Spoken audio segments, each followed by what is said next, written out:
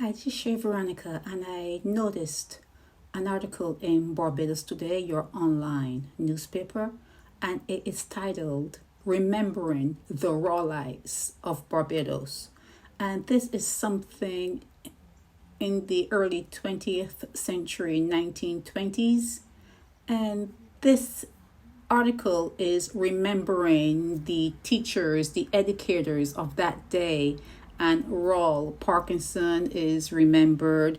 They mentioned Charles F. Broome, Lawrence T. Gay, and it's a whole lot of name calling for males who lived back in that time.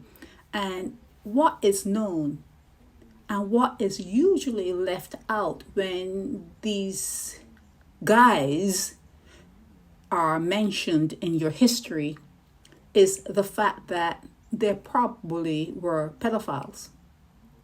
It's never mentioned, but chances are they were. Back in that time, you had education, you had access to kids, you had access to a vehicle, people looked up to you. You can easily drive up to a house, call out the prettiest of someone's kids, girl child, have them hop into your car, take them, do whatever you want with them, drop them back home, maybe with, a penny or 5 cents or whatever currency that was any worthwhile back in that day. Anyone who knows anything about the history of Barbados and coming out of slavery around that time, they know that the propensity for what I speak of was rampant then. It still is rampant now, but that back in that time, you got away with it. Fully got away with it. No one would ever cite you for anything. The word rape was never mentioned. It was just not known to be raped back in the 1920s. It never happened. It was never said. It was just something that you were accustomed to. So when Dan C. Carter, he has doctor before his name, I wouldn't know. I haven't seen the degree. I don't know what days and what years he spent in classes, but his name is Dan C. Carter, writes these little articles for Barbados Today. And when he cites the Rawlites and the RTI and have it in your newspaper as though it was something so grand and so good and so prideful and so honorable, I wonder if he really understood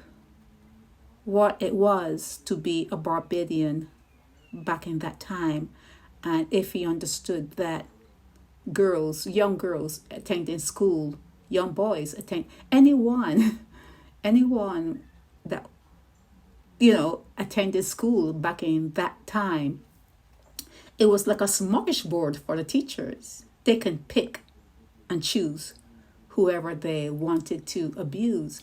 And a lot of these teachers, principals, headmasters, whatever words you want to put to them, titles, you love your titles, whatever title you want to give to them, a lot of the males back then were pedophiles. They were pedophiles. And that's what Barbados is made of. It's still there. There's one in every corner. There's probably one in every house. They're all over the place. But back then, it was like a smorgasbord for them, being a school teacher or a headmaster. They had the pick of the litter. Why doesn't the Dans and the Dan C. Carters, why don't they mention that aspect of Barbadian psyche? Why don't they mention that aspect of Barbadian history when they set up to talk and to write? Why do they not ever mention the fact that these people that they speak of were probably bent, twisted, deranged, deviant?